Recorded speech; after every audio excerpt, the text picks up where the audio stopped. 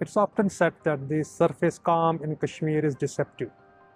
And sadly, this reality proved true once again when militants struck in Pahalgam and killed 26 tourists from 12 states.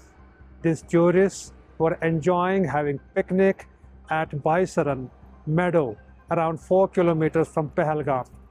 The Baisaran Meadow, often called Mini Switzerland, is accessible only by foot or through ponies. The tourists generally travel to Baisaran on horses and ponies. On that fateful day, militants apparently who were hiding and lurking in the nearby woods entered the meadow around 2:40 p.m. and then they started separating men, women and children, and later they shot men at point blank. Some of the men also received bullet injuries in different parts of the body. And when the firing subsided after around 15 to 17 minutes, the guides and the locals, they tried to rescue the injured. Because of their knowledge of the area, they took shorter trails to reach back to Pahalgam. But many were severely injured and they were shifted in ambulances to Government Medical College in Anantnag, around 40 kilometers from Pahalgam. At GMC Anantnag, many injured tourists were referred to Srinagar's Sher-e-Kashmir Institute of Medical Sciences, Kashmir's tertiary healthcare institute. Soon the scenes of incident, bodies strewn across the meadow and women and children screaming and crying filled the social media. Home Minister Amit Shah quickly reacted and he tweeted that he was aware that this tragedy has happened, and he said he was coming to Kashmir, and he said that those who have committed this act will not be spared.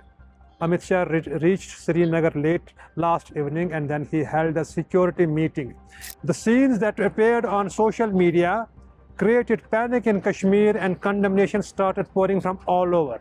Prime Minister Narendra Modi, who was touring Saudi Arabia, cut short his visit due to the tragedy and he returned home and he held an important meeting with the National Security Advisor, Foreign Minister S. Jaishankar and Foreign Secretary.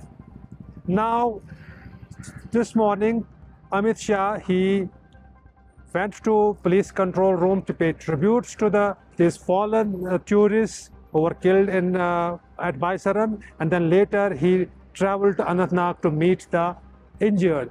Shah later traveled all the way to Baisaran to see the spot where this tragedy struck. Now, as things stand for now, for the first time we're witnessing that the condemnation has poured from all sections, in a rare unity, political parties cutting across party lines, and also separatists.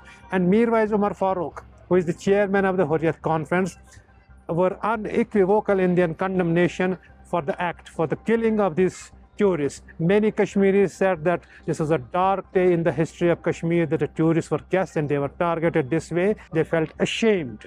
Now, as things stand now, this attack has cast a long shadow on Kashmir's security, tourism, and also the efforts by the elected government for the restoration of statehood. As things stand now, tourists are fleeing Kashmir. This morning we saw a huge rush at Srinagar airport, and also the government arranged additional flights for tourists who wanted to return home, and also those who are stranded. The special trains are being run for them from Katra onwards to Delhi. But for now, a rare unity, as you can see right now, I am at the Residency Road. This is in many years that we have seen Kashmir completely observe a complete strike. And you can see all the way this Residency Road, famous Residency Road, which also houses the Press Enclave, and the Pratap Park on my right is completely shut. Now, as we wait for the response of the central government to this attack, Kashmir has come to grief not for the first time, but Kashmiris this time have come to grief for a cause that they say is very dear to them, because innocent civilians who come to Kashmir as tourists and help the economy have been killed.